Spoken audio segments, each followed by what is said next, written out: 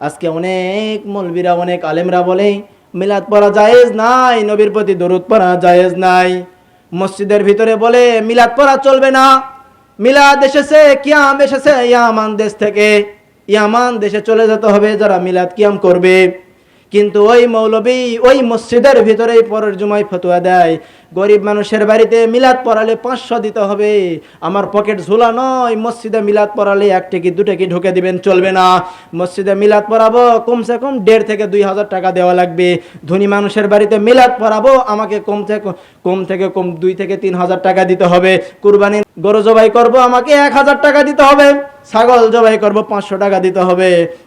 যখন মৌলবী যখন বলে জায়েজ নাই পড়লে ইয়ামান দেশে চলে যাওয়া লাগবে, নবীর মহব্বত দিলে লাগলেই নাকি ইয়ামান দেশে চলে যাওয়া লাগবে, কিন্তু ওই মৌলবীর কাছেই তখন জায়েজ হয়ে যায় যখন মৌলবী কি করে জানেন, টাকা চায়। কথা ঠিক কিনা?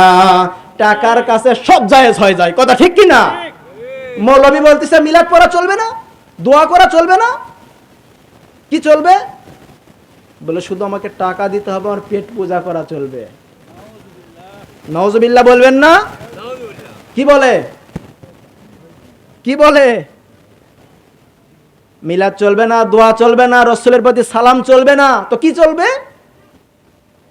বলে টাকা দিতে হবে, টাকা দিলেই সব চলবে। নাউজুবিল্লাহ বলেন।